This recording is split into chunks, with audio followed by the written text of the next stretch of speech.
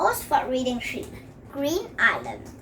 Mr. Johnson took his class away for a week. They went to a big house called Seaby House. Mrs. May went too. The children were excited. Seaby House was near the sea and there were lots of interesting things to do. Everyone unloaded the bus.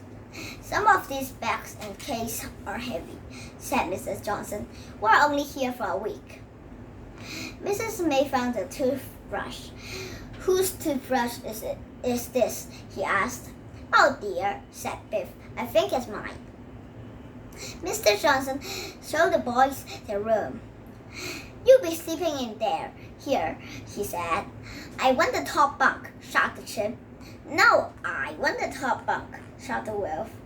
Mrs. Johnson tossed a coin. Head or tails, he said. Mrs. Johnson gave the children a map. Then he took the children for a long walk. After a while, they stopped for a rest. The children looked at their maps. Mrs. Johnson showed them the place they could see. Your map is upside down, Biff, said Wolf. Nothing pointed to a little island out at sea. What's that island called? He asked. Look on your maps, said Mrs. Johnson. Who can tell me what the island is called? Chip and Anina knew. It's called the Green Island, they said. Everyone was hungry after the long walk. When they got back, it was time for supper. The children served the food, and then they helped to wash up. I don't like washing up at home, said Wolf, but it's fun washing up here. That night, the children were tired, but they couldn't sleep. Chip kept telling jokes and making silly noise. In the end, Mr. Johnson came in. He was cross with Chip. I'll send you to bed at 6 o'clock tomorrow if I hear any more noise. The next day, the children did a big study. Some children worked with Mr. Johnson.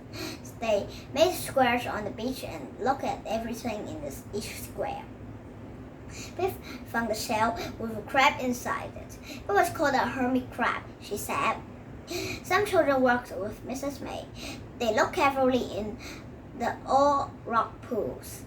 Nadim and Wolf caught a large crab. Look at this, they called. Mrs. May showed them how to hold the crab. Oh, look at it. Then we'll let it go, she said. Chip and Anina found the seagull. It couldn't fly. Oh dear, said Mrs. Johnson. It can't fly because it has oil on its feathers. Oil is hard to get off. So be careful, everyone. Mind you don't get oil on you. How do we get the oil out of the seagull? Asked Chip. Mrs. Johnson took the children to see Mrs. Honey. If anyone can help the seagull, Mrs. Honey can, said Mrs. Johnson. This poor old girl needs a cleat, said Mrs. Honey. She looked at Anina and Chip. And so do you, she said. Oil is a terrible stuff, said Mrs. Honey. You can see what it does to animal and bird if it spills into the sea. It is terrible, said Mrs. May. I'm having trouble getting it off Chip and Anina. I feel very sorry for the seagull, said Chip.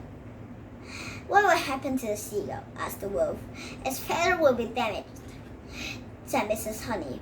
So first we'll clean the oil off. Then we'll look after it for a week or two.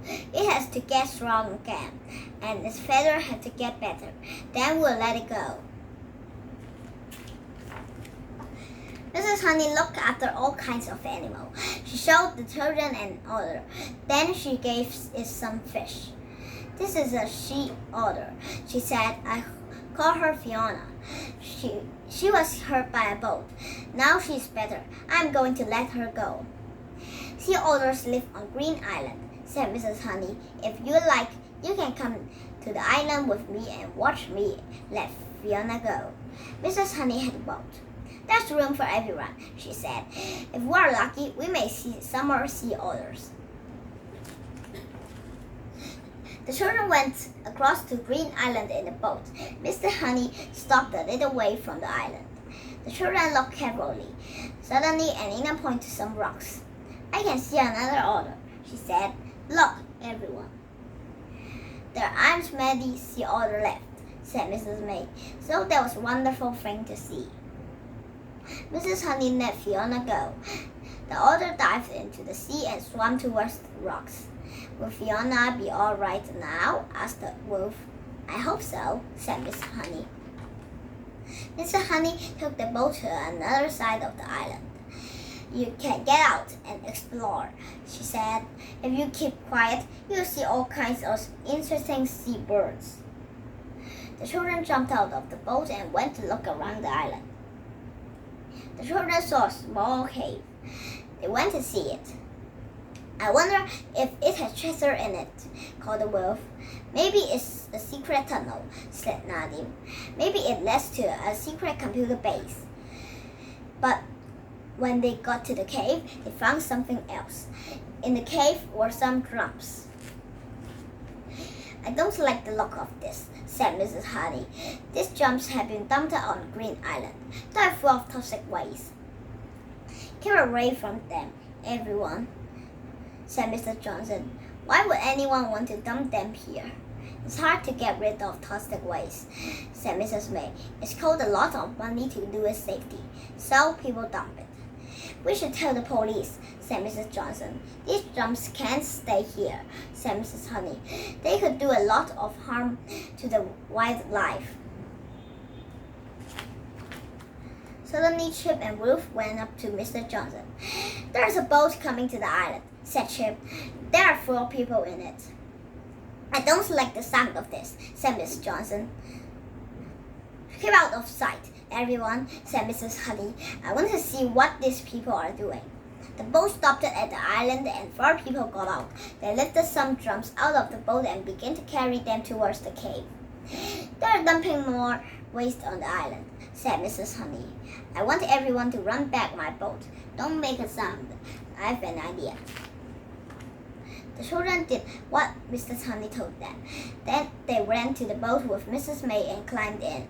I hope the boat will start, said Mrs. May. If it doesn't, I don't know how and know what we shall do.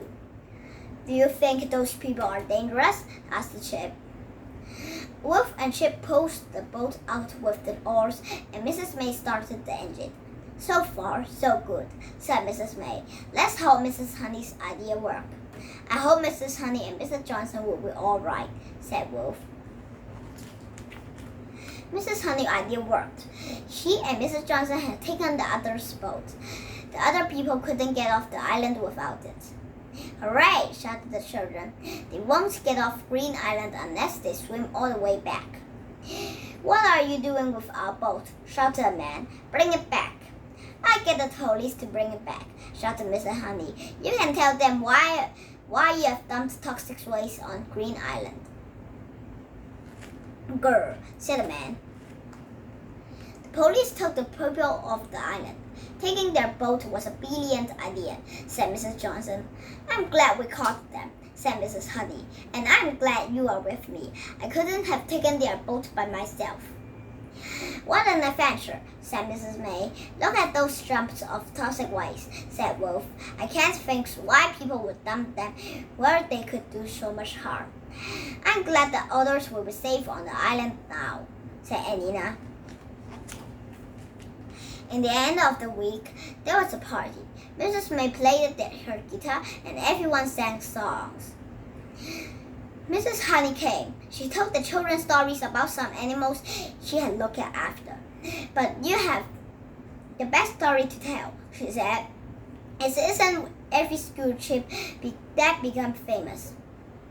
A photographer came. She made everyone stand in the group. Then she took a photograph. We're going to be in newspaper, said Wolf. We're going to be famous. I've never been famous before, said Chip. I wonder what it feels like. The next day, the story of Green Island was in the newspaper. The children were excited. I'm going to buy 3 newspapers, said Chip. 1 for me, 1 for Mom and Dad, and 1 for Greg. Now I'm famous.